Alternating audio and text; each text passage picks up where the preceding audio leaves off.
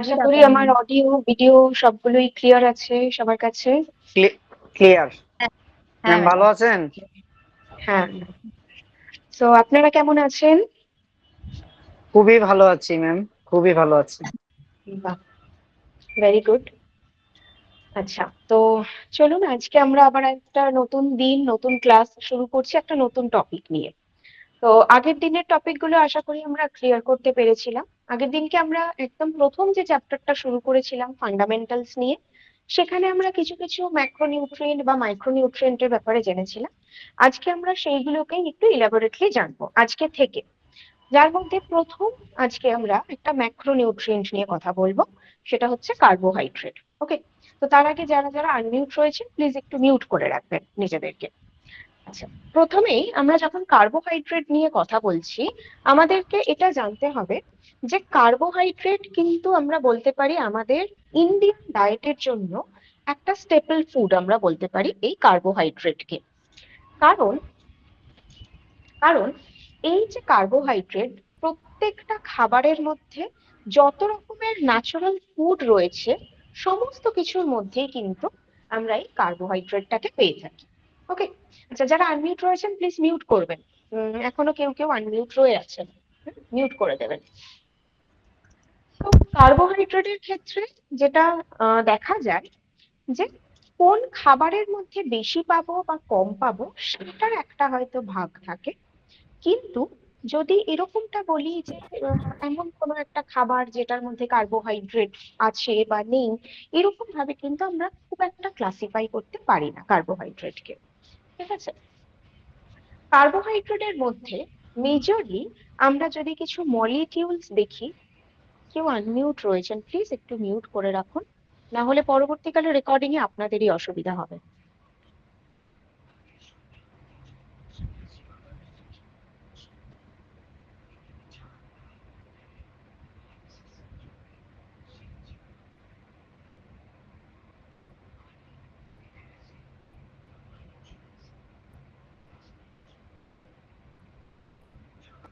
Hello, Amit ঘন্টি কে আছে? Mute করো Amit ঘন্টি।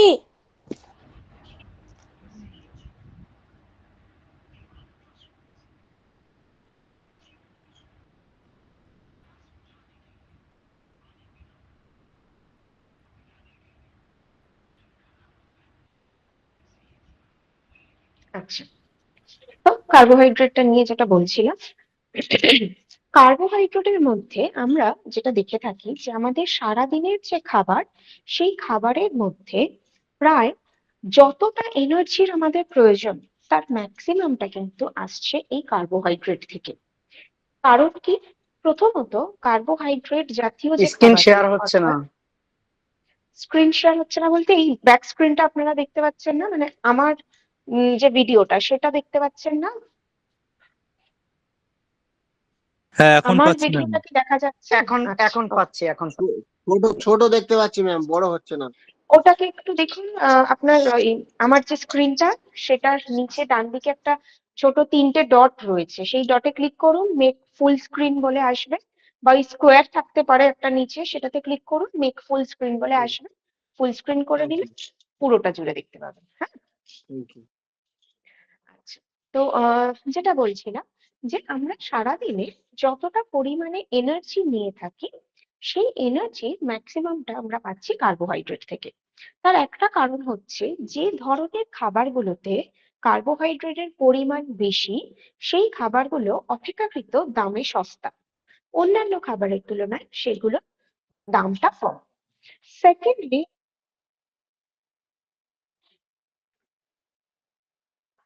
Secondly কি দেখা যায়, কি প্রবলেম হচ্ছে এখানে?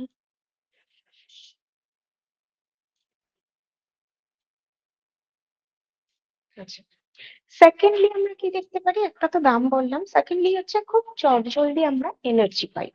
কারণ কার্বোহাইড্রেট থেকে আমরা যে পরিমাণ এনার্জিটা পাচ্ছি সেই এনার্জিটা অর্থাৎ কার্বোহাইড্রেটটা আমাদের বডিতে খুব তাড়াতাড়ি এনার্জিতে কনভার্ট হতে পারে। ঠিক আছে, সেই কারণে আমরা খুব তাড়াতাড়ি এনার্জি পাই এবং আমাদের পেটটাও সেই মুহূর্তে ভরে থাকে অনেকটা। মেনলি তো আমরা খাবার খাচ্ছি কেন? পেট ভরানোর জন্য এবং শক্তির জন্য। তো এই দুটো চাহিদাই কিন্তু ইনস্ট্যান্টলি কার্বোহাইড্রেট থেকে পূরণ হয়ে যায়। সেই কারণে আমাদের সারাদিনের যতটা ক্যালোরি রিকোয়ারমেন্ট থাকে তার মধ্যে থেকে প্রায় 50 থেকে 60%, কারো কারো ডায়েটের মধ্যে 70% পর্যন্ত কিন্তু দেখা যায় যে এনার্জি যেটা সেটা কার্বোহাইড্রেট থেকে আসছে। হুম, এই যে কার্বোহাইড্রেটের নামটা কেন হয়েছে, আমরা বোধহয় যখন ফান্ডামেন্টালস পড়েছিলাম তখনও কিছুটা আলোচনা করেছিলাম যে কার্বোহাইড্রেটের মধ্যে আমরা কি কি পাচ্ছি। সেখানে পাচ্ছি কার্বন, হাইড্রোজেন আর অক্সিজেন। কার্বন, হাইড্রোজেন আর অক্সিজেন, এই তিনটে মলিকিউলস কে আমরা পেয়ে থাকি। ঠিক আছে, এবং কার্বোহাইড্রেট এই যে কথাটা রয়েছে,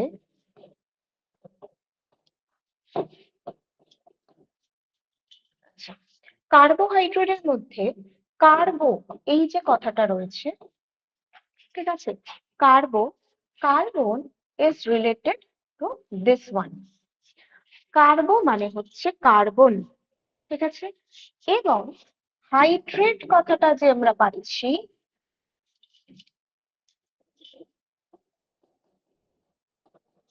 ঠিক আছে, হাইড্রেট কথাটা যে রয়েছে সেইটা বোঝাচ্ছে এই দুটোকে, অর্থাৎ হাইড্রোজেন আর অক্সিজেন। হাইড্রোজেন আর অক্সিজেনকে একসঙ্গে নিয়েই তৈরি হয় হাইড্রেশন বা জল বা ওয়াটার।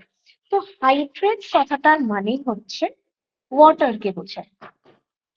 যেহেতু কার্বোহাইড্রেট এই তিনটে মলিকিউলস দিয়ে তৈরি, তাই একে মানে তিনটে মলিকিউলস এর মিলনে যে কম্পাউন্ডটা তৈরি হলো তার নাম দেওয়া হলো কার্বোহাইড্রেট। ঠিক আছে, এবার এই কার্বোহাইড্রেটকে যখন আমরা কোনো খাবারের মধ্যে খুঁজতে যাই, কি দেখা যায়? প্রথমত প্রতিটা খাবারের মধ্যে আমরা জানি কার্বোহাইড্রেট রয়েছে। কারণ কি? কারণ সেই প্লান্ট বডির মেইন যে ফুড, একটা গাছের পাতা যে খাবারটা তৈরি করছে সেটাই হচ্ছে কার্বোহাইড্রেট, বা সেটাই হচ্ছে গ্লুকোজ। কার্বোহাইড্রেটের যে সিম্পল ফর্মটা আমরা জানি, দ্যাট ইজ গ্লুকোজ। ওকে, গ্লুকোজের যদি আমরা সংকেতটায় আসি তাহলেও দেখবো গ্লুকোজের সংকেতটা হচ্ছে 66H12O6। তার মানে এখানে কি কি রয়েছে? কার্বন রয়েছে 6টা, হাইড্রোজেন রয়েছে 12টা এবং অক্সিজেন রয়েছে 6টা। এইটা মিলিয়ে গ্লুকোজ তৈরি হলো। This is the simplest form, যেটা আমার বডি চেনে, আমার বডি আইডেন্টিফাই করতে পারে। এই গ্লুকোজটা আমরা কোথায় পাই? এই গ্লুকোজটাকে পাওয়া যায় প্লান্ট বডিতে, কারণ প্লান্ট বডি গ্লুকোজকে তৈরি করছে।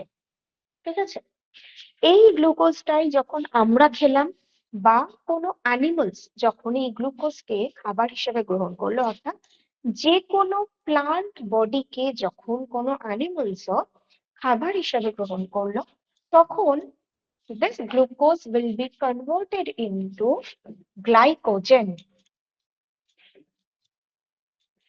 ঠিক আছে, কি তৈরি করে ফেললো? গ্লাইকোজেন। এই গ্লাইকোজেনটাকে আমরা কোথায় পাচ্ছি তাহলে? আর যে কোনো লিভিং বডিতে।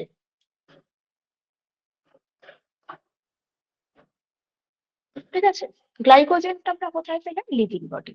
তাই আমরা প্লান্ট ফুড নিই বা অ্যানিমাল ফুড নিই, সবেতে কার্বোহাইড্রেট পাচ্ছি।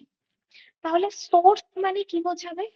কার্বোহাইড্রেটের সোর্স মানে হচ্ছে বেস্ট সোর্স কোনগুলো, ঠিক আছে, বেস্ট সোর্স বা সাফিসিয়েন্ট কার মধ্যে রয়েছে সেইগুলো। কি করে আইডেন্টিফাই করব কোন খাবারের মধ্যে কার্বোহাইড্রেট বেশি রয়েছে?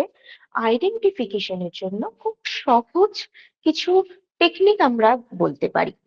যেরকম যে খাবারগুলো সাদা, সাদা জাতীয় যে খাবারগুলো, সেগুলোর মধ্যে কার্বোহাইড্রেট কন্টেন্ট বেশি থাকে। চাল, মুড়ি, চিড়ে, সুজি, তারপরে দুধ, যা যা সাদা জিনিস রয়েছে, এই সাদা ধরনের যে প্লান্ট ফুড, বিশেষ করে প্লান্ট ফুডের কথাই বলবো, তো সাদা ধরনের যে প্লান্ট ফুড তার মধ্যে আমরা কার্বোহাইড্রেট পাচ্ছি। এবং কার্বোহাইড্রেটের আরেকটা নাম হচ্ছে, যদি আমরা ফান্ডামেন্টালস এর পিপিটি পড়ে থাকি তাহলে আমরা জানবো যে কার্বোহাইড্রেটের আরেকটা নাম যে বলা হয়, দ্যাট ইজ সুগার বা স্যাকারাইড। কার্বোহাইড্রেটের আরেকটা নাম হচ্ছে স্যাকারাইড বা সুগার, অর্থাৎ এই গ্লুকোজকে আমরা আরো একটা নামে চিনি সুগার হিসেবে। তো সুগার মানে কি? মিষ্টি। তাই কার্বোহাইড্রেট জাতীয় যে খাবারগুলো, সেগুলোকে যখন আমরা খাচ্ছি, সেগুলোকে যখন চিবোচ্ছি, সেটার মধ্যে একটা মিষ্টত্ব ফিল করব। এমন নয় চিনির মতন মিষ্টি, সেটা নয়, কিন্তু হালকা একটা মিষ্টি স্বাদ আমরা ফিল করতে পারি। সেটা অনেকক্ষণ ধরে খাওয়ার পরে বা অনেকক্ষণ প্রসেসিং এর ফলে, মানে ধরুন দুধের কথা বললাম, তাহলে দুধটাকে জাল দিয়ে দিয়ে যখন ক্ষীর বানানো হচ্ছে, তো সেই অবস্থায় আমি যদি দুধের মধ্যে আলাদা করে কোনো মিষ্টি যোগ না করি, চিনি, গুড় এই ধরনের কিছু যদি যোগ না করি, একদম দুধটাকে পুরো কনসেন্ট্রেটেড করে ফেলেছি, তাতেও কিন্তু দেখবো আমি তার মধ্যে একটা মিষ্টত্ব ফিল করছি, যেটা প্রথম অবস্থায় দুধের মধ্যে ছিল না। এর কারণও কিন্তু তার কারণ কার্বোহাইড্রেটটা অনেকটা কনসেন্ট্রেটেড রয়েছে। দুধটাকে যখন তার জলীয় অংশটা যখন আমি বার করে ফেললাম, তাহলে তার মিষ্টত্বটা আমি ফিল করতে পারছি। ঠিক আছে, এইটাকে আমরা কার্বোহাইড্রেটের বেস্ট সোর্স বলে থাকি। তাহলে কার্বোহাইড্রেট ইউজুয়ালি আমরা যদি এবারে আমরা গ্রুপ করি, হুম, আচ্ছা গ্রুপটা আমাদেরকে একটু মাথায় রাখতে হবে। এই গ্রুপটাই কিন্তু আমরা সব সময় মানে প্রত্যেকটা নিউট্রিয়েন্টস এর সময় করব। কিরকম গ্রুপ? একটা হচ্ছে সিরিয়ালস, ঠিক আছে, সিরিয়ালস বা দেখা দানা যাচ্ছে না শস্য। ম্যাম। কোনটা দেখা যাচ্ছে না বলুন? মানে স্ক্রিনটাই দেখা যাচ্ছে না? পরিষ্কার দেখা যাচ্ছে, না, পরিষ্কার সব কিছু দেখা যাচ্ছে। তাহলে তোমার হয়তো প্রবলেম। আপনার যার দেখা যাচ্ছে, দেখা যাচ্ছে না আর কি, আমার মনে হয় ওনার নেটওয়ার্ক ইস্যু, বা হয়তো স্ক্রিনটা সরে গেছে। একটু লেফট রাইট সাইডে একটু অ্যাডজাস্ট করে নিন, তাহলে দেখতে পারবেন। হ্যাঁ, আচ্ছা, প্রথমে কি বলছি? সিরিয়ালস। সিরিয়ালস মানে দানা শস্য। এই দানা শস্যের মধ্যে কি থাকবে? সমস্ত ধরনের গ্রেনস কে আমরা সিরিয়ালস এর মধ্যে রাখতে পারি। সেটা মানে চাল, গম, ভুট্টা, যে কোনো কিছু হতে পারে, যে কোনো হোল গ্রেনস। ঠিক আছে, গ্রেনস মানেও তাই দানা শস্য। তাহলে হোল গ্রেনস, এইটা একটা গ্রুপের মধ্যে আসে সিরিয়ালস। তারপরে আসে পালসেস। পালসেস মানে হচ্ছে ডাল জাতীয় খাবার। ঠিক আছে, যে কোনো ডাল জাতীয় খাবার, সেটা নর্মাল ডাল মানে যেটা আমরা ডাল হিসেবে জানি সেরকম ডালও হতে পারে, আবার তার সাথে ছোলা, সয়াবিন, বা হতে পারে সেটা রাজমা, কাবলি চানা, এই এই মটর, এই যেগুলো, এগুলো কিন্তু পালসেস এর মধ্যে পড়ছে। হুম, তারপরে যে ভাগটা থাকে, সেটা থাকে বেসিক্যালি ফ্রুটস অ্যান্ড ভেজিটেবলস এর। যে কোনো ফ্রুটস হতে পারে, যে কোনো ভেজিটেবলস হতে পারে, মানে শাক জাতীয় খাবার হতে পারে। অর্থাৎ ভেজিটেবলস এর মধ্যে আবার দুটো ভাগ থাকে, একটা হচ্ছে গ্রিন লিফি ভেজিটেবলস, আরেকটা হচ্ছে other vegetables. G for green, L for leafy, V for vegetables. Green leafy vegetables, আরেকটা other, O for other, V for vegetables. এগুলোও হতে পারে। তারপরের যে ভাগটা থাকে, সেটা হচ্ছে মিল্ক অ্যান্ড মিল্ক প্রোডাক্টস। ঠিক আছে, দুধ এবং দুগ্ধ জাতীয় খাবার যা কিছু রয়েছে, অর্থাৎ ছানা, ঘি, মাখন, পনির, চিজ, মেয়োনিজ, যা কিছু দুধ থেকে তৈরি হচ্ছে, দই, যা কিছু দুধ থেকে তৈরি হচ্ছে, সেটা মিল্ক প্রোডাক্টস এর মধ্যে থাকছে। এছাড়াও থাকে পোলট্রি অ্যান্ড ফিশ। পোলট্রি অর্থাৎ চিকেন, এগ, এবং তার সাথে সাথে ফিশ, এটার একটা গ্রুপ থাকে। আরেকটা গ্রুপ আমরা বলতে পারি nuts and seeds.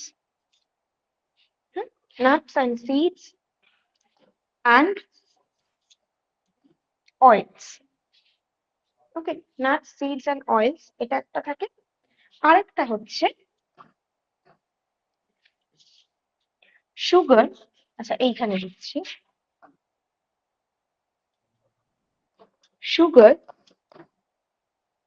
and jaggery and honey।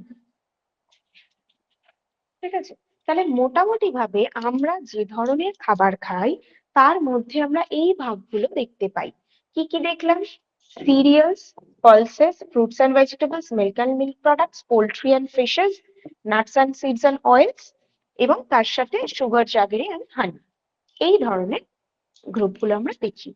এবার যদি বলি কার্বোহাইড্রেটের মধ্যে সব থেকে বেশি কিসের জাগারি বলতে মধ্যে? জাগারি বলতে কোনটাকে জাগেরি বলছে মানে ma'am? হচ্ছে গুড়, ঠিক আছে, গুড়কে বোঝানো হয়। এবার যদি কার্বোহাইড্রেটকে বলি, কার্বোহাইড্রেট এই সবগুলোর মধ্যে কোনটাতে খুব বেশি পরিমাণে রয়েছে, অনেকটা পরিমাণে আমরা পেতে পারি, তাহলে সেটা হচ্ছে এই সিরিয়ালস। সিরিয়ালস থেকে আমরা যথেষ্ট বেশি পরিমাণে কার্বোহাইড্রেট পেয়ে থাকি। Serials are the good sources or the best sources of carbohydrate. এছাড়াও আর কি থেকে পেতে পারি? এই সুগার, জ্যাগেরি অ্যান্ড হানি, এই যে গ্রুপটা রয়েছে এর থেকেও কিন্তু আমরা বেস্ট সোর্স অফ কার্বোহাইড্রেটকে পাচ্ছি। তাহলে এই দুটো গ্রুপ খুব ভালো কার্বোহাইড্রেটের জন্য, এবং তার সাথে হচ্ছে ফ্রুটস। ঠিক আছে, এরা হচ্ছে কার্বোহাইড্রেটের বেস্ট সোর্স। কিন্তু তার মানে এরকম নয় যে বাকিগুলোতে পাচ্ছি না, বাকিগুলোতেও পাচ্ছি, মিল্কের মধ্যেও পাচ্ছি, আমি ভেজিটেবলসেও পাচ্ছি। যেটাতে পাচ্ছি না, একেবারেই পাওয়া যাচ্ছে না, সেটা হচ্ছে এই অয়েলস এর মধ্যে। অয়েলস এর মধ্যে কার্বোহাইড্রেট কেন, প্রোটিনও পাওয়া যায় না, কিছু পাওয়া যায় না, অয়েলস এর মধ্যে শুধু অয়েল বা ফ্যাট টুকুই পাওয়া যায়। বাট বাকি প্রতিটা ফুড গ্রুপস এর মধ্যেই আমরা কার্বোহাইড্রেটকে পাবো। ঠিক আছে,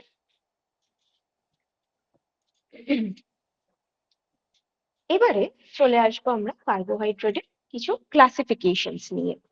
মানে এই যে আমরা বললাম যে বিভিন্ন খাবারের মধ্যে আমরা কার্বোহাইড্রেটকে পেয়ে থাকি, তো বিভিন্ন খাবারের মধ্যে যখন কার্বোহাইড্রেটকে পাচ্ছি, সেটার আবার কিছু ভাগ রয়েছে। কিরকম?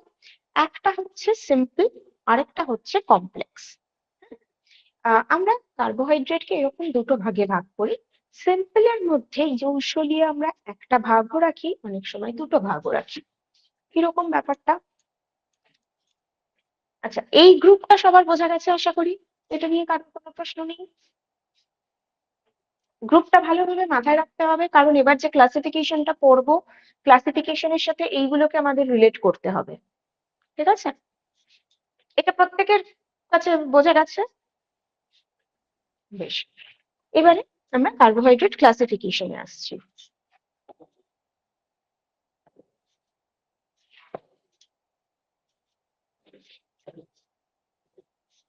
দুটো ক্লাসিফিকেশন বললাম, একটা হচ্ছে সিম্পল কার্বোহাইড্রেট, আরেকটা হচ্ছে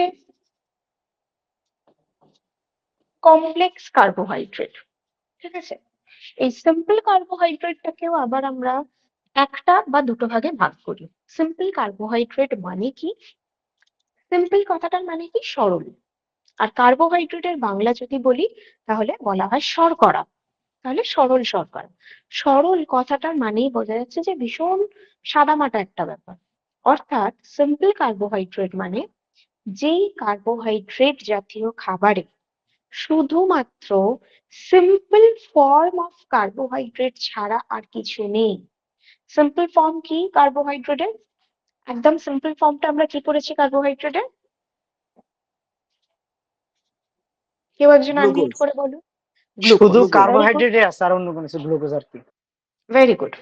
তাহলে সিম্পল ফর্ম মানে গ্লুকোজ ছাড়া যার মধ্যে আর কিছু নেই তাকে বলা হবে, বা একটা ধরনেরই কার্বোহাইড্রেট রয়েছে তাকে বলা হবে সিম্পল কার্বোহাইড্রেট।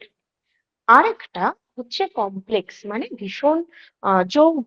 ঠিক আছে, কমপ্লেক্সের বাংলাটাই যদি আমরা বলি তাহলে সেটাকে বোঝায় যৌগ শর্করা।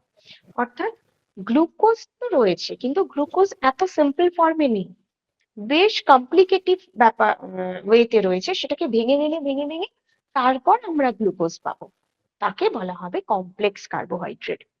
এই সিম্পলকে আমরা ইউজুয়ালি দুটো ভাগে ভেঙে নিই। একটা হচ্ছে মনোস্যাকারাইড। ঠিক আছে, একটা মনোস্যাকারাইড। এই যে মনো মানে হচ্ছে ওয়ান, ওয়ান। তার মানে মনোস্যাকারাইড মানে যাতে একটা মাত্র কার্বোহাইড্রেট মলিকিউল রয়েছে, একটাই গ্লুকোজ মলিকিউল রয়েছে, তাকে আমরা বলবো মনোস্যাকারাইড। এই মনোস্যাকারাইডের এক্সাম্পল গুলো কি, সব পিডিএফ এ রয়েছে। মনোস্যাকারাইডের এক্সাম্পল গুলো কি, গ্লুকোজ। এবং এই যে ফ্রুটস এর কথা বললাম, ফ্রুটস থেকে আমরা পাবো ফ্রুক্টোজ। আর মিল্কের কথা বলেছিলাম, মিল্কের কার্বোহাইড্রেট যেটা, সেখান থেকে আমরা পাবো গ্যালাক্টোজ। তো এই তিনটে হচ্ছে মনোস্যাকারাইড, গ্লুকোজ, ফ্রুক্টোজ, গ্যালাক্টোজ। ঠিক আছে, এরা হচ্ছে মনোস্যাকারাইড। আরেকটা ধরন কি,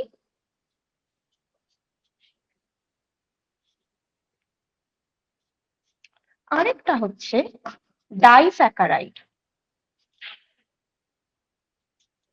ওকে, এইখানে এই ডাই কথাটার মানে হচ্ছে দুই, ডাই ডাই কথাটার মানে টু, অর্থাৎ ডাইস্যাকারাইড মানে যেখানে দু রকম মলিকিউল রয়েছে, দু রকমের স্যাকারাইড মলিকিউল রয়েছে, তাকে আমরা বলবো ডাইস্যাকারাইড।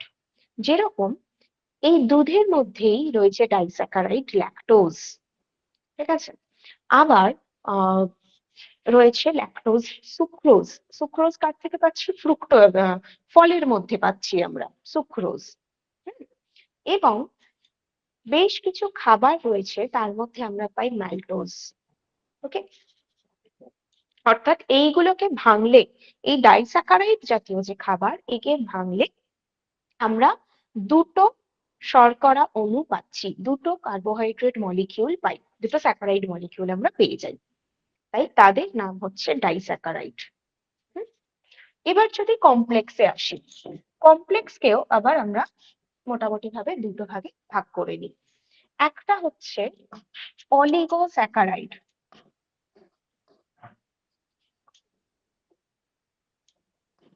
আরেকটা হচ্ছে পলিস্যাকারাইড।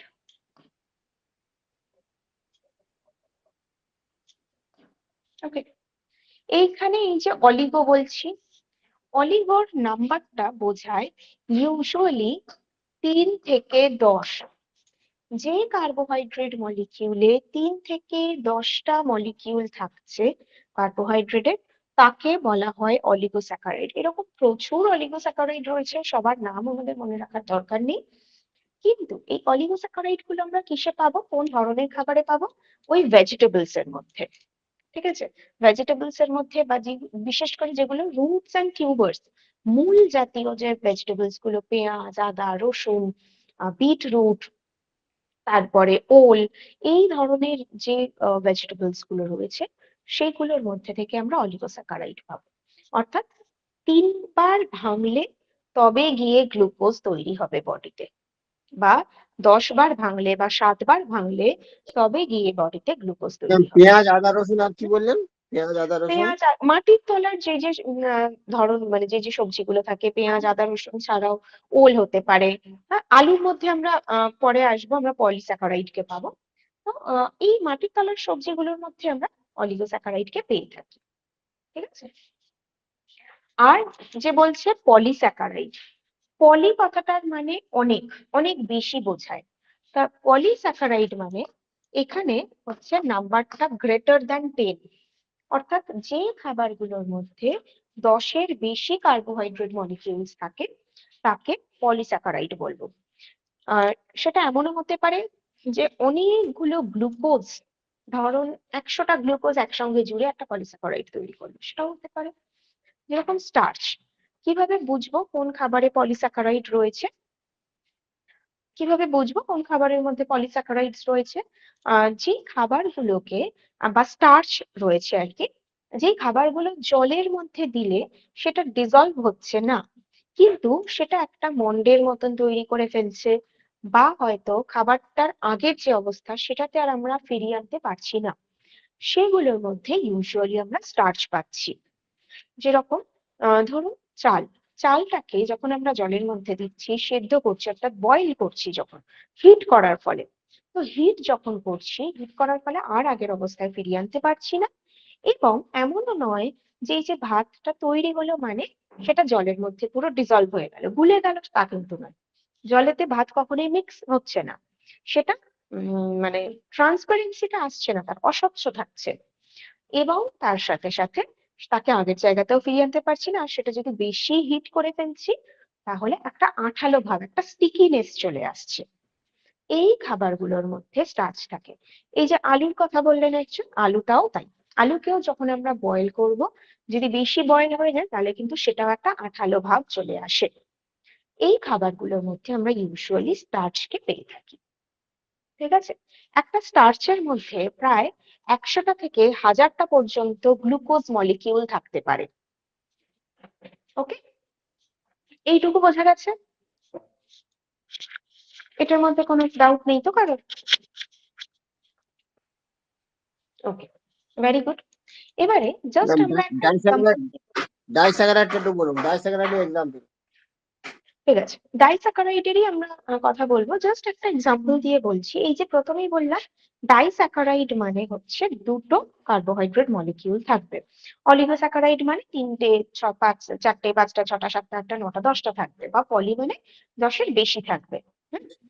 এই যে বিষয়গুলো, এগুলোতে কিন্তু যতবারই ভাঙা হোক না কেন ফাইনালি গ্লুকোজ তৈরি হবে, কারণ গ্লুকোজ হচ্ছে সিম্পল ফর্ম। তাই বডিতে গ্লুকোজটা কিন্তু অবশ্যই তৈরি হচ্ছে। Just a moment.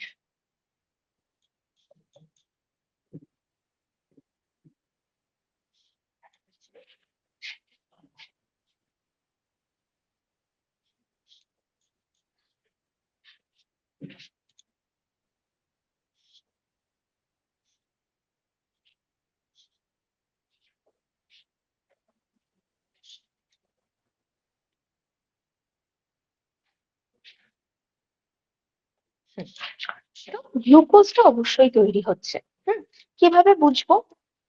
যদি ডাইস্যাকারাইডে দেখি তাহলে এখানে কি দেখছি, প্রথমেই দেখেছিলাম ল্যাকটোজ। ল্যাকটোজটাকে যখন ভাঙছে সে কি তৈরি করছে, একটা গ্লুকোজ তৈরি করছে, আরেকটা গ্যালাক্টোজ তৈরি হচ্ছে, দুটো সুগার ইউনিটে ভেঙে গেল। ঠিক আছে? সুক্রোজ, তাকে যদি ভাঙি সেখান থেকে কি পাচ্ছি, একটা গ্লুকোজ পাচ্ছি, আরেকটা ফ্রুক্টোজ পাচ্ছি, কারণ সুক্রোজ আমরা পেয়ে থাকি আখের মধ্যে। যেহেতু ফল, যে কোনো ফল মানেই তার মধ্যে ফ্রুক্টোজ থাকবে। হুম, আবার ম্যালটোজকে যদি ভাঙি, ম্যালটোজ ভেঙে দুটো গ্লুকোজ তৈরি করছে। সেম আমরা যে অলিগোস্যাকারাইডের কথা বলছিলাম, সেই অলিগোস্যাকারাইডে এটা একটা অলিগোস্যাকারাইড, ট্রাইস্যাকারাইড একটা রাফিনোজ, যেটা আমরা ভাঙছি যখন কি পাচ্ছি, ফ্রুক্টোজ, গ্যালাক্টোজ এবং গ্লুকোজ পাচ্ছি।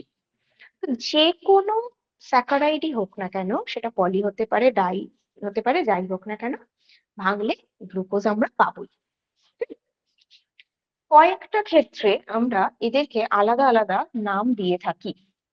তারা এমন কিছু স্যাকারাইডস রয়েছে যারা শুধুমাত্র সেই পার্টিকুলার ফুডটাতেই পাওয়া যায়, সব খাবারে পাওয়া যায় না।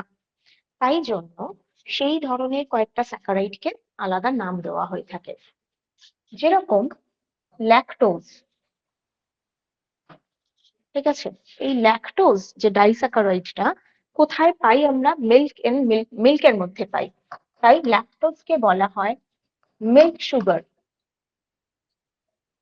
ঠিক আছে? যেহেতু এটা মিল্কের মধ্যে পাওয়া যায় তাই ল্যাকটোজকে বলা হচ্ছে মিল্ক সুগার।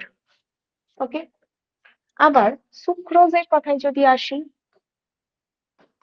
সুক্রোজ যেহেতু সুগার কেনের মধ্যে পাওয়া যাচ্ছে, অর্থাৎ আখের মধ্যে পাওয়া যায়, তাই সুক্রোজকে বলা হয় কেন সুগার। হুম, ফ্রুক্টোজের কথায় আসছি, ফ্রুক্টোজ পাওয়া যায় শুধুমাত্র ফলে, আর কোনো কিছুতে নয়, তাই ফ্রুক্টোজকে বলা হয় ফ্রুট সুগার।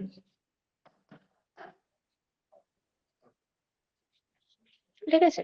তো এদেরকে মোটামুটি ভাবে আমরা এই তিনটে নামে চিনে থাকি।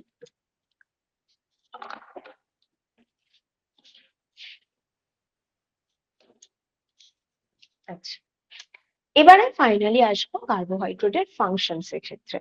ফাংশনের ক্ষেত্রেই একটা কথা আমাদের জেনে রাখা ভালো যে কার্বোহাইড্রেট মানেই কিন্তু আমরা ম্যাক্সিমাম সময় ভেবে নিই যে একদম আমাদের কার্বোহাইড্রেট নেওয়া উচিত নয়, কার্বোহাইড্রেট নিলেই আমরা মোটা হয়ে যাব, হ্যাঁ, আমাদের ওজন বেড়ে যাবে, সুগার হয়ে যাবে, এরকম বিভিন্ন ধারণা কিন্তু আমাদের থাকে। বাট এটা আমাকে জানতে হবে কার্বোহাইড্রেটের আমাদের পুরো বডিতে নাম্বারস অফ ফাংশনস রয়েছে, যেটা ছাড়া একটা লিভিং বিং মানে একটা জীবন ধারণ করা সম্ভব নয় কার্বোহাইড্রেট ছাড়া। কারণ কার্বোহাইড্রেট হচ্ছে the most instant source of energy. আরো অন্যান্য থেকেও মানে ম্যাক্রোনিউট্রিয়েন্টস এর মধ্যে প্রোটিন বা ফ্যাট থেকেও আমরা এনার্জি পাচ্ছি, কিন্তু এতটা ইনস্ট্যান্ট পাই না যতটা কার্বোহাইড্রেট থেকে পাই, অর্থাৎ সুগার থেকে যতটা পাই বা গ্লুকোজ থেকে পাচ্ছি। হুম ঠিক সেই জন্যই গরমকালে সবসময় যে অ্যাডভার্টাইজমেন্টটা দেওয়া হয় সেটা গ্লুকোজের ওপরে থাকে। ঠিক আছে, বিভিন্ন গ্লুকোজ ড্রিঙ্কের ওপরে দেওয়া হচ্ছে অ্যাডভার্টাইজমেন্ট। কেন না, গরমে প্রচন্ড রোদের তেজে আমরা প্রচন্ড হাঁপিয়ে গেছি, ক্লান্ত হয়ে পড়েছি, ঠিক সেই অবস্থায় একটা কোনো গ্লুকোজ ড্রিঙ্ক নিয়ে নিলাম, আমরা আবার তরতাজা হয়ে উঠলাম, এনার্জি ফিরে পেলাম। হুম? বা বাড়িতেও ফিরে গিয়ে আমরা কি করছি, আমরা একটু নুন চিনির জল খাচ্ছি। তো এই যে চিনিটা আমরা ইউজ করছি, that is basically the glucose. Okay, এটা ইনস্ট্যান্ট এনার্জি দিচ্ছে। আমাদের যখন অসুবিধা হচ্ছে আমরা কিন্তু কেউ তখন আলাদা করে অন্য কোনো খাবার নিচ্ছি না, এই চিনি জাতীয় খাবার, মিষ্টি জাতীয় খাবার, অর্থাৎ যার থেকে ইনস্ট্যান্টলি গ্লুকোজ পাবো সেই ধরনের খাবার খাচ্ছি। কারণ গ্লুকোজকে আর ভাঙার প্রয়োজন নেই, গ্লুকোজকে আমার সেল চেনে, ইনস্ট্যান্টলি আমার সেল কিন্তু গ্লুকোজকে এনার্জিতে কনভার্ট করতে পারবে। ঠিক আছে, এটা একটা খুব ইম্পর্টেন্ট ফাংশন আমরা বলতে পারি কার্বোহাইড্রেটের জন্য। এবং ঠিক কতটা এনার্জি আমরা পাই কার্বোহাইড্রেট থেকে, কার্বোহাইড্রেটের এনার্জি যদি বলি তাহলে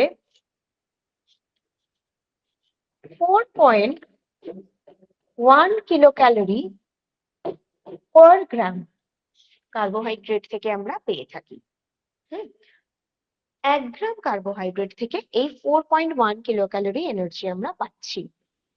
এই যে এনার্জিটা পেলাম, এই এনার্জিটা কিন্তু এই যে বাকি যে ফাংশনস গুলো করবো এগুলোর জন্যও দরকার। ঠিক আছে, যেরকম কি একটা হচ্ছে প্রোটিন স্পেয়ারিং এফেক্ট। এই ব্যাপারটা কি, প্রোটিন স্পেয়ারিং এফেক্ট, স্পেয়ার করে দেওয়া মানে ওকে ছেড়ে দেওয়া নিজের মতো। তো কার্বোহাইড্রেট কি করছে, কার্বোহাইড্রেট প্রোটিনকে তার নিজের মতন থাকতে দিচ্ছে, প্রোটিনকে নিজের কাজ করতে দিচ্ছে, ওকে স্পেয়ার করে দিয়েছে, প্রোটিনকে কোনোভাবে সে ডিস্টার্ব করছে না। কেন এই কথাটা বলা হয়, কারণ প্রোটিন থেকেও আমরা এই same amount of energy pi, carbohydrate যতটা এনার্জি দিচ্ছে প্রোটিনও তাই দিচ্ছে, বাট প্রোটিনের কাজটা আলাদা। প্রোটিনের কাজ কি, আমাদের overall growth, development, maintenance, rejuvenation সবকিছুর জন্য, উন্ড হিলিং, ইমিউনিটি শুরু করে প্রচুর প্রচুর কাজ রয়েছে প্রোটিনের। আমাদের ইন্টারনালি যা যা কাজ ঘটছে সেইগুলো প্রোটিনের মাধ্যমে হচ্ছে। যখন আমরা প্রোটিনের চ্যাপ্টার পড়বো সেখানেও আমরা দেখবো প্রোটিনের কত ফাংশনস রয়েছে। এবার ঘটনা হচ্ছে যদি আমি কার্বোহাইড্রেট নিচ্ছি তার মানে কি আমি সেম এনার্জিটাই পেলাম, আমার বাকি কাজগুলো, আমার বাইরের যে অ্যাক্টিভিটি, এই যে আমি কথা বলছি, আমি দাঁড়িয়ে রয়েছি, আমি লিখছি, আমি যে যা যা অ্যাক্টিভিটি করছি তার জন্য আমার একটা এনার্জি দরকার। একই সাথে আমার বডির মধ্যেও কিছু কাজ ঘটে চলেছে, আমার হার্ট পাম্প করছে, আমার লাংস চলছে, আমার কিডনি কাজ করছে, আমার প্যানক্রিয়াস কাজ করছে, সব অর্গ্যানস কিছু না কিছু কাজ করে চলেছে, তাদের একটা এনার্জি দরকার। তো এই সবকিছুর জন্য যে এনার্জিটা, সেই এনার্জিটা আমাদের কোথা থেকে আসছে, কার্বোহাইড্রেট থেকে। এবার আমি যদি মনে করি আমি কার্বোহাইড্রেট নেব না বা আমি কার্বোহাইড্রেট নিচ্ছি না কারণ কার্বোহাইড্রেট খেলে মোটা হয়ে যাবে, তাহলে আমি নিলাম না কার্বোহাইড্রেট, কিন্তু প্রোটিন জাতীয় খাবার আমি যেগুলো নিচ্ছি, প্রোটিন থেকেও যেহেতু সেম এনার্জি পাচ্ছি, ওই এনার্জিটা তখন আমার এই ধরনের কাজেতে ইউজ হয়ে যাবে। আমার বাহ্যিক কাজ, আমার বাইরের আমি যে অ্যাক্টিভিটি গুলো করছি সেগুলোতে ইউজ হয়ে যাবে। তাই প্রোটিনের নিজস্ব যে কাজ সেই কাজগুলো তখন হবে না। যার ফলে আমরা কিন্তু আরো অনেক বেশি উইক হয়ে পড়বো, আরো অনেক বেশি অসুস্থ হয়ে যাব।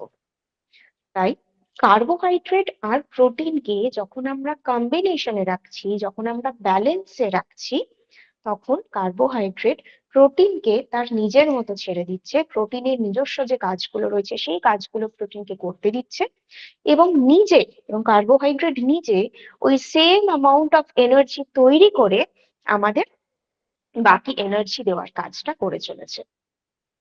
ঠিক আছে, সেই জন্য এই এই অ্যাকশনটাকে বলা হয় প্রোটিন স্পেয়ারিং অ্যাকশন বা প্রোটিন স্পেয়ারিং এফেক্ট। এবং দেখা যায় যে একটা মানুষ যদি দীর্ঘদিন প্রোটিন না খায় তাহলেও সে বাঁচতে পারবে, কিন্তু কেউ যদি দীর্ঘদিন কার্বোহাইড্রেট না খায় তাহলে তার অনেক ধরনের সমস্যা, মানে ইনস্ট্যান্ট সেই সমস্যাগুলো আমরা দেখতে পারবো। যেটা কিন্তু মানে একটা মানুষের জন্য যে মেন যে খাবারটা সেটা কার্বোহাইড্রেট থেকে আসাটা দরকার, খুব দরকার। ঠিক আছে, এবারে নেক্সট হচ্ছে কনভার্সন অফ ফ্যাট। এটার ক্ষেত্রে কি, এই যে এক্ষুনি বললাম কার্বোহাইড্রেট নিলে আমরা মোটা হয়ে যাব, এই যে আমাদের কনসেপ্টটা রয়েছে, এটা কেন এসেছে? তার কারণ হচ্ছে আমাদের ইদানিং সময় আমরা প্রয়োজনের অতিরিক্ত কার্বোহাইড্রেট নিচ্ছি, এবং সেই কার্বোহাইড্রেটটা কেমন কার্বোহাইড্রেট? ওই সিম্পল কার্বোহাইড্রেট নিচ্ছি, মনোস্যাকারাইড বা ডাইস্যাকারাইড জাতীয় কার্বোহাইড্রেট নিচ্ছি, যেটা আমার শরীরে খুব তাড়াতাড়ি ভেঙে যাচ্ছে, খুব তাড়াতাড়ি ইনস্ট্যান্টলি গ্লুকোজ আমি বডিতে পাচ্ছি। এবার এতটা গ্লুকোজ আমার তো এট এ টাইম প্রয়োজন নেই, মানে আমি এতটাও ফিজিক্যাল অ্যাক্টিভিটি করছি না যার জন্য আমার এতটা গ্লুকোজ লাগবে, কিন্তু আমি পাচ্ছি। তাহলে এই যে এবার এক্সট্রা গ্লুকোজ গুলো আমি পেলাম, এটা বডি কি করবে? তাকে ফ্যাটে কনভার্ট করে দেবে। কেন? ভবিষ্যতে যদি আমি না খাই, ভবিষ্যতে যদি আমার শরীরে কার্বোহাইড্রেট না আসে, তাহলে সেখান থেকে যাতে আমার বডিতে এনার্জি ডেফিসিয়েন্সি না হয়, এনার্জির অভাব যাতে না হয়, সেই জন্য ফ্যাটে কনভার্ট করে দেবে। এবং এই ফ্যাট হিসাবে সে কোথায় জমিয়ে রাখবে? একে রাখবে অ্যাডিপোস সেলের মধ্যে। আমরা হিউম্যান বডির সময় পড়েছিলাম অ্যাডিপোস সেল, সেই অ্যাডিপোস সেলের মধ্যে এই ফ্যাটটা ডিপোজিট হতে থাকবে। এবার এটা খুব নর্মাল ফাংশন, এতে কিন্তু কার্বোহাইড্রেট নিয়েছি মানেই আমি মোটা হয়ে যাচ্ছি তা না। কখন মোটা হবো? যখন আমি প্রয়োজনে বেশি কার্বোহাইড্রেট নেব, তখনই ফ্যাটে কনভার্ট হবে। আজকে নিলাম, কোনো অসুবিধা নেই, দীর্ঘদিন ধরে যদি আমি নিতে থাকি তাহলে দীর্ঘদিন আমার অ্যাডিপোস সেলে ফ্যাট জমতে থাকছে, ন্যাচারালি কিছু মাস পরে গিয়ে তখন দেখা যাবে ওবেসিটি বা ওভারওয়েটের প্রবলেম। ঠিক আছে, এই তিনটে বোঝা গেছে? এটার মধ্যে কারোর কোনো প্রশ্ন, কোনো ডাউট নেই তো কারোর? ওকে, হ্যালো এরপরে ম্যাম। নেক্সট ফাংশন বলছি, বলুন। ম্যাম বলছি অ্যাডিপোজ সেলটা একটু বলবেন। অ্যাডিপোস সেল হচ্ছে এমন একটা সেল যার মধ্যে ফ্যাট জমা থাকে, ফ্যাট সেল বলা হয়, যারা আমাদের স্কিনের নিচে থাকে। ঠিক আছে, ঠিক আছে। ওকে। এবারে নেক্সট আসবো, নেক্সট ফাংশনস গুলো কি? Promotes the growth of good bacteria. এবার গুড ব্যাকটেরিয়া কি? আমাদের ইন্টেস্টাইনের মধ্যে অনেক ব্যাকটেরিয়া থাকে, তার মধ্যে কিছু রয়েছে গুড ব্যাকটেরিয়া, কিছু রয়েছে ব্যাড ব্যাকটেরিয়া। গুড ব্যাকটেরিয়া গুলো কি কাজ করে? আমাদের ডাইজেশনটাকে সাহায্য করে, ডাইজেশনে সাহায্য করছে, হজমে সাহায্য করছে, এবং যে নিউট্রিয়েন্টস গুলো আমরা নিচ্ছি সেই নিউট্রিয়েন্টস গুলোকে প্রপারলি অ্যাবজর্ব করতে সাহায্য করে। এই গুড ব্যাকটেরিয়া কিভাবে ইমপ্রুভ হবে? যখন আমরা পলিস্যাকারাইড নেব। ঠিক আছে, পলিস্যাকারাইড বা এর পরে আমরা কার্বোহাইড্রেটের আরেকটা ভাগে আসবো যার নাম হচ্ছে ফাইবার। ফাইবার, ঠিক আছে, এটা এমন একটা টাইপ কার্বোহাইড্রেটের যেটা পলিস্যাকারাইড জাতীয় খাবার থেকে পেয়ে থাকি, কিন্তু এটা কোনো এনার্জি দেয় না আমাদের। বাট এটা কি করে? এই যে গুড ব্যাকটেরিয়া গুলো রয়েছে এদের খাদ্য হিসেবে কাজ করে, মানে শুধুমাত্র শরীরে গুড ব্যাকটেরিয়া গেলেতে হলে না তাদেরকে তো খাবার দিতে হবে, না হলে তারা ভালো থাকবে কি করে, বেঁচে থাকবে কি করে। ঠিক আমাদের বেঁচে থাকার জন্যও যেমন খাবার দরকার, ব্যাকটেরিয়া গুলো বেঁচে থাকার জন্যও খাবার দরকার। ব্যাকটেরিয়ার খাবার হচ্ছে এই ফাইবার। কোথা থেকে পাবো? ওই যে ভেজিটেবলস এর গ্রুপ পড়েছিলেন, ভেজিটেবলস এর গ্রুপ থেকে। ভেজিটেবলস বিশেষ করে লিফি ভেজিটেবলস এবং হোল গ্রেনস, এগুলোর মধ্যে থেকে আমরা ফাইবারকে পাবো, যেটা আমার গাট সিস্টেম অর্থাৎ আমার ডাইজেস্টিভ সিস্টেমটাকে ভালো রাখতে সাহায্য করছে। ঠিক আছে, বোঝা গেল? এটা ক্লিয়ার হয়েছে? জি ম্যাম। নেক্সট এবার হচ্ছে সিনথেসিস অফ রাইবোজ। এই রাইবোজটা হচ্ছে আবার এক ধরনের সুগার। কার্বোহাইড্রেটের ক্ষেত্রে আমরা যেটা দেখেছিলাম যে কার্বোহাইড্রেটের যে বা গ্লুকোজের যে সংকেতটা আমরা দেখছিলাম সেখানে কি ছিল? C6H12O6। এই যে C6 যেটা 6 মানে বোঝায় হেক্সোজ,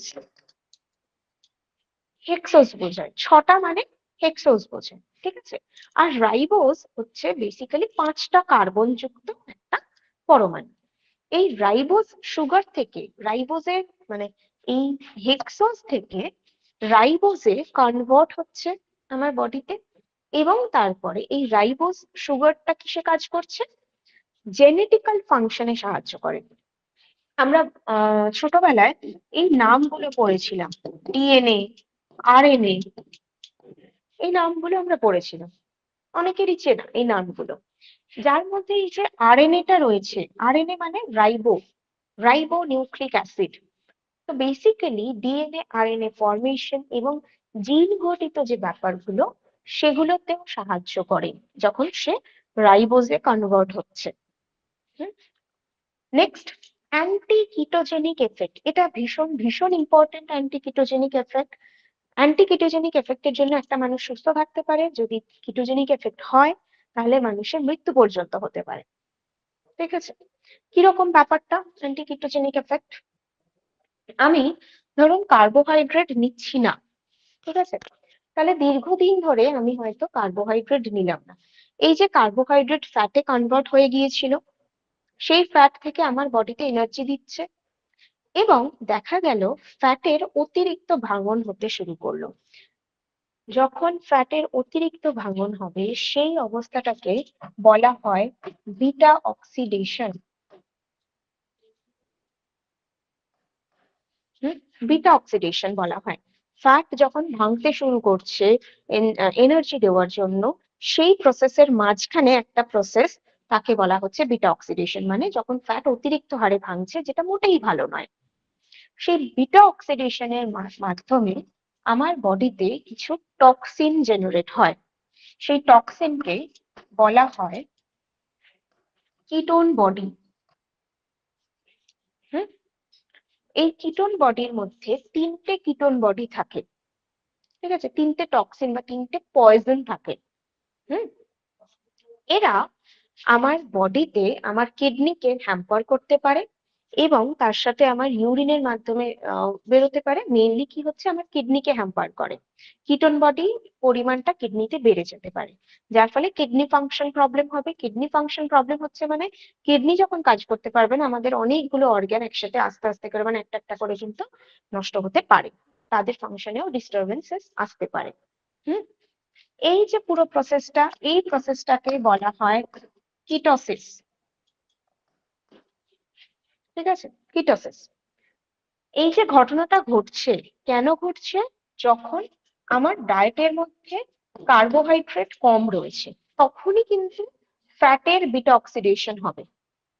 তাই কার্বোহাইড্রেট অ্যান্টি কিটোজেনিক এফেক্ট দিচ্ছে, মানে আমি যদি কার্বোহাইড্রেটটা প্রপারলি নিই তাহলে ফ্যাটের অতিরিক্ত ভাঙন বা বিটা অক্সিডেশন হবে না, যার ফলে কিটোসিস তৈরি হবে না,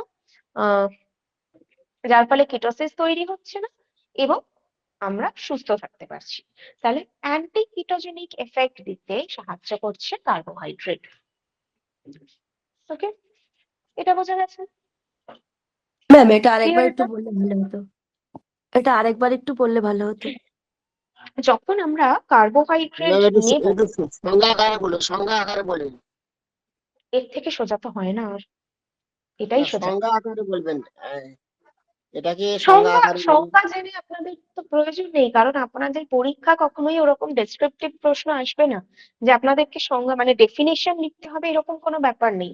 যা যা আমরা পড়বো সেই কিটোসিস পুরোটাই বোঝার জন্য, ঠিক আছে, পুরোটাই আমাদেরকে বোঝার জন্য পড়তে হবে, কোনোটাই কিটোসিস ডেফিনেশন কিটোসিস আকারে পড়ার দরকার নেই।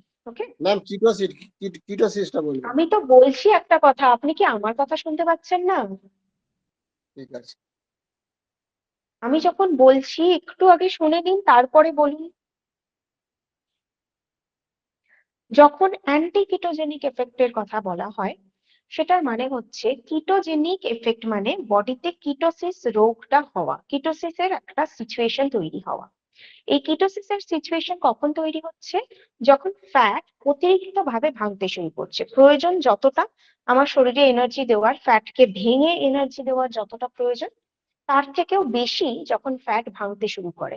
আমার শরীরে যেখানে যেখানে ফ্যাট সঞ্চিত রয়েছে, সব জায়গা থেকে যদি ফ্যাট ভাঙতে শুরু করে, হুম, তখন এই কিটোসিস সিচুয়েশনটা তৈরি হয়। কারণ ফ্যাটের যখন বিটা অক্সিডেশন হচ্ছে, তিনটে টক্সিন বা পয়জন তৈরি হয়। Acetoacetic acid, beta hydroxy butyric acid এবং অ্যাসিটোন। এই তিনটের নাম আমরা পরে আবার পড়বো, সেই জন্য এখন আমি নোট করাচ্ছি না। তো এই তিনটে পয়জন তৈরি হচ্ছে, এই তিনটে পয়জনকে একসঙ্গে বলা হয় কিটোন বডি। ঠিক আছে, এটা খুব স্বাভাবিক, যখনই আমরা ফ্যাটের অতিরিক্ত ভাঙন হবে তখনই হবে। কিন্তু এই ফ্যাটের অতিরিক্ত ভাঙনকে আটকানো যেতে পারে। কখন, কিভাবে? যদি কার্বোহাইড্রেট নেওয়া যায়। কার্বোহাইড্রেট যদি আমার শরীরে বা আমার খাবারের মধ্যে যদি প্রপারলি থাকে, তাহলে ফ্যাট অতিরিক্ত হারে ভাঙবে না, কারণ ফ্যাটের তখন চিন্তা নেই এনার্জি দেওয়ার, শরীর অলরেডি এনার্জি পেয়ে যাচ্ছে। কার্বোহাইড্রেট নিচ্ছি মানে এই যে সেখান থেকেই source of energy, instant source of energy কিন্তু শরীর পেয়ে গেল, তাই ফ্যাটকে ভাঙার দরকার নেই আর। ঠিক আছে, যার ফলে কিটোসিস তৈরি হবে না। সেই জন্য কার্বোহাইড্রেটের এই অ্যাকশনটাকে বলা হচ্ছে অ্যান্টি কিটোজেনিক এফেক্ট। ঠিক আছে, বোঝা গেছে এটা? Okay ma'am. জি ম্যাম, বোঝা গেছে। Thank you. ওকে, এবার আরেকটা জিনিস হয়, এই যে ধারণাটা যেটা হয় কি আমাদের কার্বোহাইড্রেট বেশি নিলে ফ্যাট বেড়ে যাবে বডিতে, সেটার কিন্তু একটা কারণ হচ্ছে এই পুরো অ্যাকশনটা। মানে কার্বোহাইড্রেট আমরা নিয়ে নিচ্ছি, তাহলে বডির এনার্জি সোর্সটা পেয়ে যাচ্ছে, তাহলে ফ্যাটকে বেশি ভাঙতে হচ্ছে না, আমার শরীরে যে ফ্যাট গুলো স্টোর রয়েছে সেটাও বেশি কাজ করতে হচ্ছে না, ইউটিলাইজেশন নেই আর ফ্যাটের, তখনও কিন্তু আমাদের বডিতে ওবেসিটি হতে পারে। তাই জন্য যখন আমরা ওভারওয়েট হয়ে যাচ্ছি, সেই সময় আমরা কার্বোহাইড্রেটের পরিমাণটা একটু কমিয়ে দিই। কিভাবে কমাবো সেগুলো আমরা আস্তে আস্তে জানবো, হুট করে আজকে থেকে আমি বলে দিলাম আমি সব কার্বোহাইড্রেট ছেড়ে দিলাম, তা নয়। কিভাবে কমাতে হবে তারও একটা প্রসেস থাকে। তো সেইভাবে ব্যালেন্স করে যদি আমরা কমাতে পারি, তাহলেই কিন্তু আমাদের ওয়েট লুজও হবে, আবার একই সাথে আমরা কোন রকম ভাবে অসুস্থতাও হবে না আমাদের। ঠিক আছে, নেক্সট যে ফাংশনটা, সেটা হচ্ছে স্ট্রাকচারাল কম্পোনেন্ট। স্ট্রাকচারাল কম্পোনেন্ট মানে এটা বেসিক্যালি সেল মেমব্রেনের উপরে কাজ করে। আমাদের শরীরে যে কোষগুলো রয়েছে, সেই কোষগুলো কিন্তু এমনি এমনি নেই, সেই সেলগুলোর ওপরে, সেলগুলোর বাইরে রয়েছে একটা সেল মেমব্রেন। ঠিক আছে, এবং সেই সেল মেমব্রেন গুলোর মধ্যে এইরকম কিছু অংশ থাকছে। সেল মেমব্রেনটা কি দিয়ে তৈরি হচ্ছে, সেল মেমব্রেনের যে কম্পোনেন্ট গুলো, সেইগুলোর মধ্যে থাকে গ্লাইকোপ্রোটিন,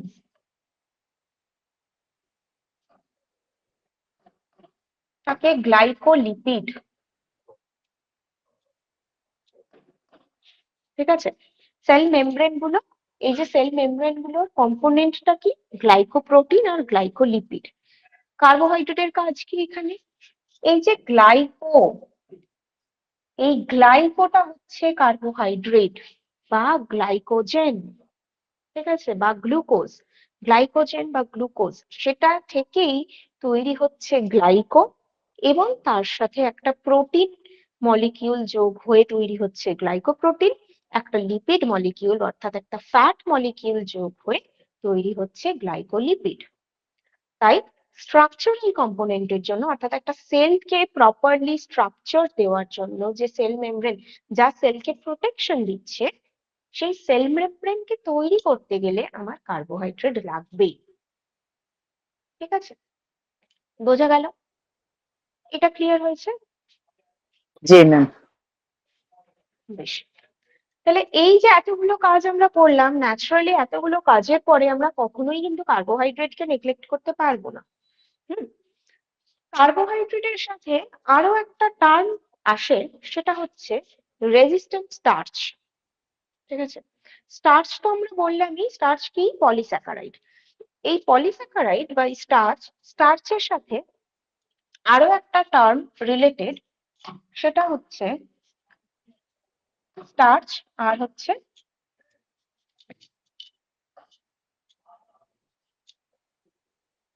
ডেক্সট্রিন। স্টার্চকে বাংলায় বলা হয় শ্বেতসার। শ্বেতসার বা স্টার্চ আর ডেক্সট্রিন।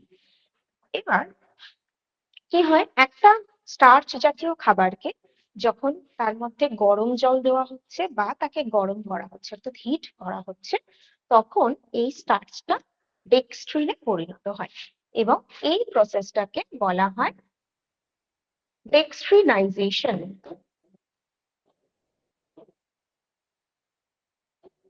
ডেক্সট্রিনাইজেশন বলা হচ্ছে।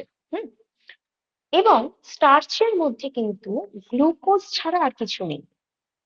ওকে, আমরা অন্যান্য যে পলিস্যাকারাইড গুলো পড়লাম, সেখানে আমরা কি দেখেছি? গ্লুকোজ রয়েছে, মানে সেটাকে ভাঙার পরে তার থেকে হয়তো গ্লুকোজ পাচ্ছি, তার সাথে হয়তো ফ্রুক্টোজও পাচ্ছি, বা কখনো কখনো আমরা হয়তো ল্যাকটোজ পাচ্ছি। যাই হোক না কেন, মেইনলি ফ্রুক্টোজ আর আমরা গ্লুকোজ এগুলোই পেয়ে থাকি। স্টার্চ জাতীয় যে খাবারগুলো, তার মধ্যে গ্লুকোজ ছাড়া আর কিছু নেই, মানে পুরো গ্লুকোজ মলিকিউল গুলো জুড়ে জুড়ে জুড়ে জুড়ে স্টার্চ তৈরি হয়েছে।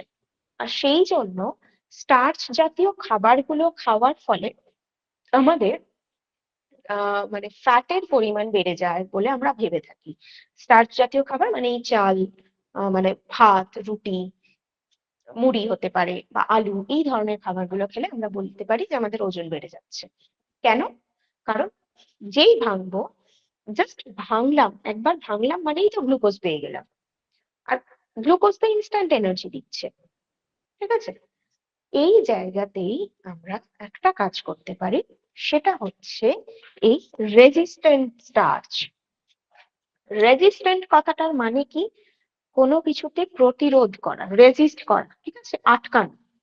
তাহলে রেজিস্ট্যান্ট স্টার্চ মানে হচ্ছে স্টার্চকে আমার শরীরে এত ইনস্ট্যান্টলি অ্যাভেলেবল না হতে দেওয়া।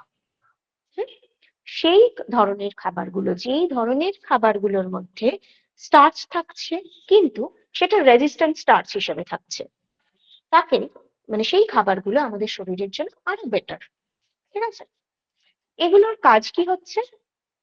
একটা, এই যে গুড ব্যাকটেরিয়ার কথা বলেছিলাম কার্বোহাইড্রেটে, সেই গুড ব্যাকটেরিয়ার গ্রোথের জন্য হেল্প করছে। নেক্সট, ডায়াবেটিস কন্ট্রোলে, অর্থাৎ ব্লাডে গ্লুকোজ লেভেলটাকে কন্ট্রোল করতে সাহায্য করছে। হুম, এবং তার সাথে সাথে ওয়েট ম্যানেজমেন্টেও সাহায্য করছে। ঠিক আছে, কোন খাবারগুলোর মধ্যে আমরা রেজিস্ট্যান্ট স্টার্চকে পাবো? হোল গ্রেনস, অর্থাৎ যে গ্রেনস গুলো, যে দানাশস্যগুলো পলিশ করা হয়নি। চাল হতে পারে কিন্তু সেটা পলিশড নয়, আনপলিশড রাইস। হ্যাঁ, ব্রাউন রাইস হতে পারে, বা আনপলিশড, যেটা দেখতে ভীষণ বিচ্ছিরি, যে চালটা খেতেও অত টেস্ট নয়, কিন্তু সেই চালটার মধ্যে আমরা রেজিস্ট্যান্ট স্টার্চ পাচ্ছি, হোল গ্রেনস এটা।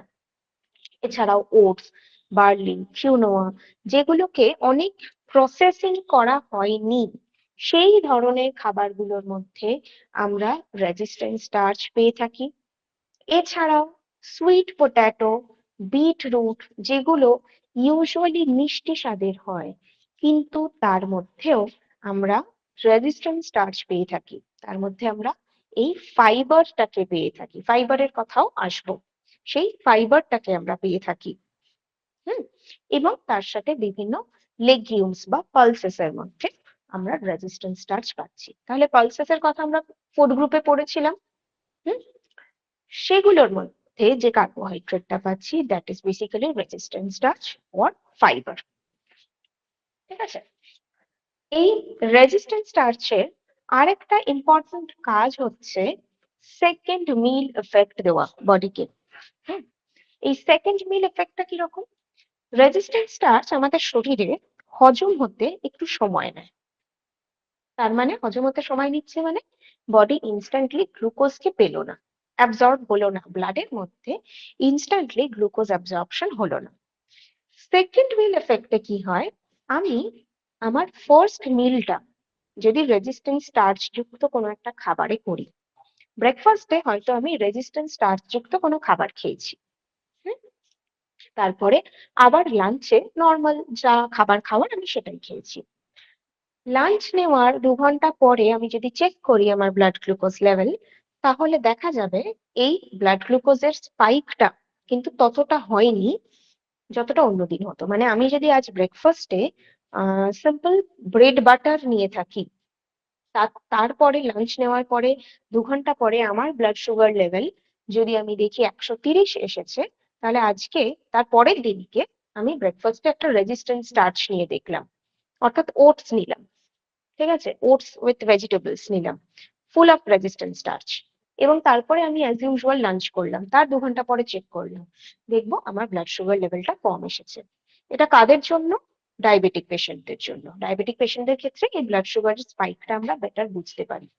হুম, তাই যেহেতু ফার্স্ট মিলে এফেক্টটা এলো না, এফেক্টটা কিসে এলো? সেকেন্ড মিল নেওয়ার পরে। কারণ ওই যে অ্যাবজর্পশনে টাইম লাগছে, বডিতে গ্লুকোজটা জেনারেট হতে সময় লাগছে, সেই জন্য গ্লুকোজ স্পাইকটাও কমে গেছে। হুম, তাই এই ঘটনাটাকে বলা হয় সেকেন্ড মিল এফেক্ট। ঠিক আছে, এটা বোঝা গেল বা এইগুলো বোঝা গেল? ম্যাম আরেকবার বলবেন? কোন জায়গাটা বলবো বলুন আরেকবার। সেকেন্ড মিল লেভেল ঠিক কোন জায়গাটা, মানে সেকেন্ড মিল এফেক্টের কোন জায়গাটা বুঝতে অসুবিধা হচ্ছে বলুন? প্রথম থেকে একটু বলুন। প্রথম থেকে কিচ্ছু বুঝতে পারেননি সেকেন্ড মিল এফেক্টের? আচ্ছা, অন্য আরেকজন কিছুটা। দেখি কে কি বুঝেছেন। ঠিক আছে, বলছি, বুঝিয়ে দিচ্ছি। আর কেউ দেখি কি বুঝেছেন একটু শুনি, বাকিদের থেকে একটু শুনি তারা কি বুঝলেন সেকেন্ড মিল এফেক্টটা। ভুল হলেও অসুবিধা নেই, ভুল হলেও বলুন, শুনি আগে কি বোঝা গেল।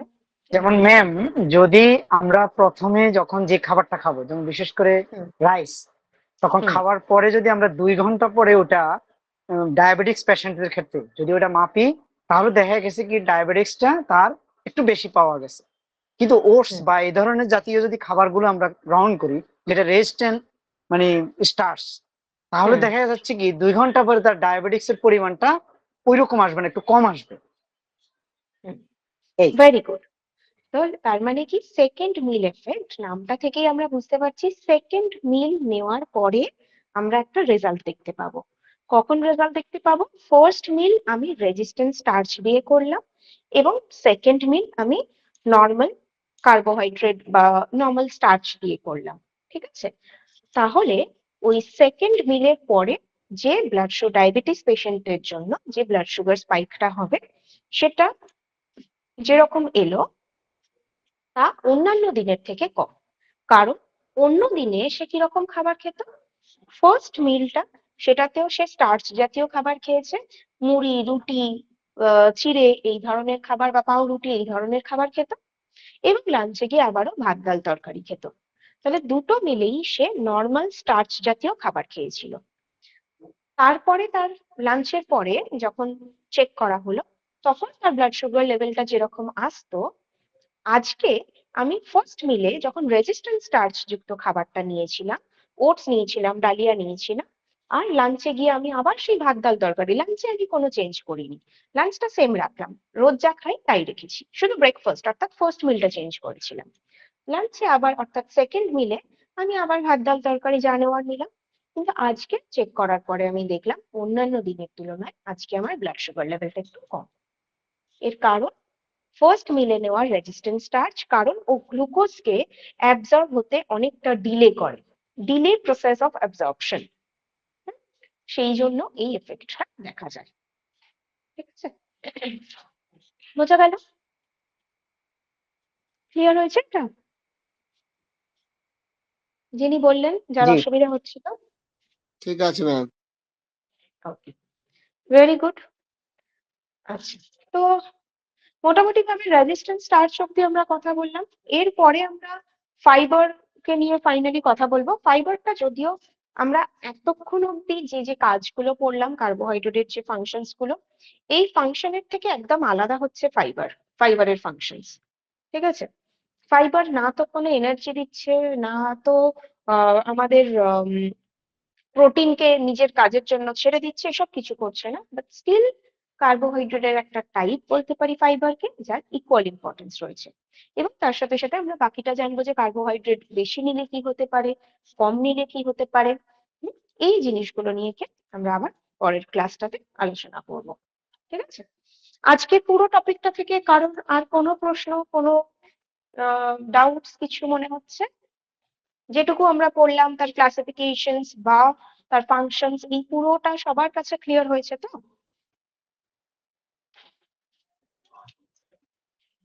সকলের কাছে ক্লিয়ার, আই হোপ। জি ম্যাম। Hello okay, ma'am. বলুন। Okay ma'am. ওকে, ঠিক আছে, তাহলে তাহলে আজকের মতন আমরা এখানেই আমাদের ক্লাসটাকে এন্ড করব। ঠিক আছে? নেক্সট ক্লাসে আবার দেখা হচ্ছে সবার সাথে। তার আগে আমরা যতটুকু পড়লাম সেটা অবশ্যই করে ক্লাস শেষ হওয়ার পরে পিডিএফ অ্যাভেলেবেল হলেই সেটাকে একবার রিভাইজ করে নিতে হবে। ঠিক আছে?